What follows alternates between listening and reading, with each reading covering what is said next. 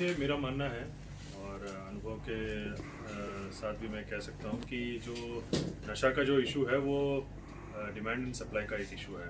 Obviously ये supply side बहुत सारे यहाँ पर ट्रैफिकिंग होता है, ड्रग्स का ट्रैफिकिंग होता है, तो उस पर डेफिनेटली जो पिछले कई सारे एसपीओ ने बहुत अच्छा काम किया, उसी तरह से मैं भी यही हमारे पुलिस कर्मियों से उनको प्रोत्साहित देके प्रेरणा देके मैं इंश्योर करूँगा कि ये हम सप्लाई का जो है चेन हम इसको तोड़ें और जो हिमाचल से बाहर से ये ड्रग्स लेके आते हैं जैसे हेरोइन हो गया, तो इस पे हम डेफिनेटली एक्शन लेने की हमें पूरी उम्मीद है and I will also ensure that जो हमारे पुलिस कर्मी हैं इस पे हम कार्रवाई करें। नंबर 2 है, जैसे मैंने कहा, डिमांड का इशू है। यहाँ पर कई सारे लोग हैं जो एडिक्ट हैं, तो इन पे भी हमें ध्यान देना पड़ेगा। इनको भी हमें प्रेरणा देनी पड़ेगी कि नशा से हटकर आप अपना जीवन अच्छे तरीके से बिता सकते हैं और इनको कई सारे दिशाओं में अगर हम ले जाएं तो और मोटिवेट करें तो आई एम श्योर इनके फैमिली और इनके घर वाले भी इनको सपोर्ट करेंगे तो ये नशा से बाहर आ सकते हैं। तो मेरा मानना ये है कि supply is also a part of the problem and demand is also part of the problem. Right now we are tackling only supply side and we also need to look at the demand side. Season आने वाला है 2-3 महीनों में। हाँ जी, देखिए ऐसा है, Kullu is tourist hub and यहाँ पर बहुत सारे लोग देश से आते हैं और विदेश से भी बहुत सारे लोग आते हैं, तो इनका यहाँ पर स्मूथ मूवमेंट बहुत ज़रूरी है, आना जाना इनके लिए। तो इसके लिए डेफिनेटली हमारा जो ट्रैफिक नया पुलिस स्टेशन खुला हुआ है उसको हम इंश्योर करेंगे वो अच्छे तरह से काम करें। हम जहाँ भी रिसोर्सेज की आवश्यकता है तो उसके लिए हम सरकार से बात करेंगे और इसको अलग अलग लेवल पे टेकअप करेंगे ताकि ट्रैफिक का जो प्रॉब्लम है वो हम सॉल्व कर सकें अच्छे से।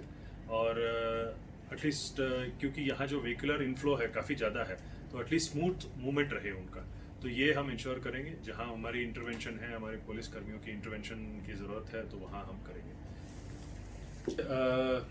मैं अभी तक यहाँ ज्वाइन करने के बाद ये पूरे इन डिटेल स्टैटिस्टिक्स के अंदर मैं अभी गया नहीं और मैं इस चीज़ का एनालिसिस मैंने अभी तक किया नहीं है और जल्द ही मेरा एक क्राइम रिव्यू का मीटिंग भी होगा, तो उसमें मैं इसका एनालिसिस और रिव्यू करूँगा और उसके बाद मैं इसके बारे में आपको जवाब दे सकता हूँ।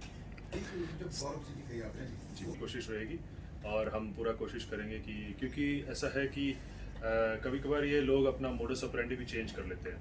आज मतलब उनके समय में उन्होंने कोई एक तरीका अपनाया होगा और पुलिस उसको क्रैक करने में सफल रही होगी, तो आज ये भी हो सकता है कि उनका मेथड ऑफ वर्किंग और स्टाइल ऑफ वर्किंग ये ड्रग ट्रैफिकर्स है उसका चेंज भी हुआ होगा, तो उसको तो एक बार समझ लेंगे, क्योंकि Kullu valley is different from other districts and यहाँ के प्रॉब्लम्स अलग हैं।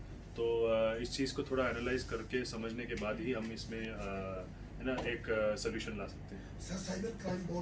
ऐसा है, जो कानून है अभी तक तो इट इज़ वेरी क्लियर कि अगर किसी के पास अगर OTP आता है या कोई आपसे कोई लिंक शेयर करता है तो आप उस पर क्लिक ना करें और OTP शेयर ना करें। तो मेनी टाइम्स यहाँ के जो आई मीन ऑब्वियसली पीपल जो हैं तो वो अपना OTP और पर्सनल डिटेल्स शेयर कर लेते हैं, तो मैं सबसे यही अनुरोध करूँगा कि ऐसे शेयर ना करें। ये इट इज़ डेफिनेटली आपको लॉस पहुंचा देता है और क्या होता है कि ये लोग आपके अकाउंट से पैसा निकालते हैं और इमीडिएटली विड्रॉ हो जाता है, तो ये भी बहुत दूसरे प्रदेशों से होता है, तो उनको जाके पकड़ना it is actually slightly a challenge. Government of India level पे भी साइबर क्राइम कोऑर्डिनेशन सेंटर भी बन चुका है जिसमें ये ऐसे प्रॉब्लम्स जो हैं वो टैकल कर रहे हैं। और अगर आपको किसी फ़ोन नंबर से कॉल आता है और बोलते हैं कि आपका कोरियर डिलीवर होने वाला है परंतु आपका KYC नहीं है, इस कारण से कोरियर डिलीवर नहीं हो रहा है, तो ऐसे जाल में ना फंसे।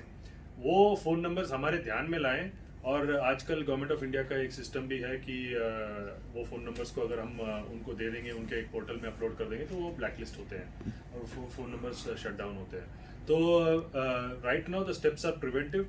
एट द सेम टाइम अगर आपको ऐसे ध्यान में आता है, आपका पैसा भी चला जाता है, तो हमारा ऑब्वियसली अगला स्टेप रहेगा FIR देना एंड इन्वेस्टिगेट करना। सर, मणिकर्ण घाटी में पर्यटकों की संख्या बहुत अधिक है जिसमें देसी भी हैं विदेशी भी हैं, लेकिन अक्सर वो ट्रैक से भटक जाते हैं और कई बार उनकी मौत हो जाती है या फिर वो काफ़ी समय तक पुलिस के लिए भी परेशानी रहती है कि उनको ढूंढना फिर वापस लाना।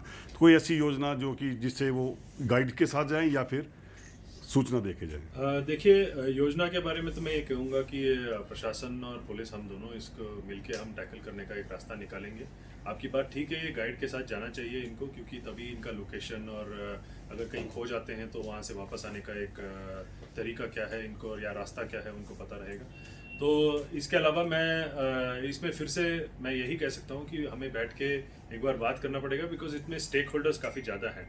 प्रशासन है, टूरिज्म विभाग है, फॉरेस्ट विभाग है, पुलिस है, and eight the same time in सब चीज़ों को मतलब बहुत ज़्यादा हम इन पे ना we can not actually enforce too much of laws also, है ना।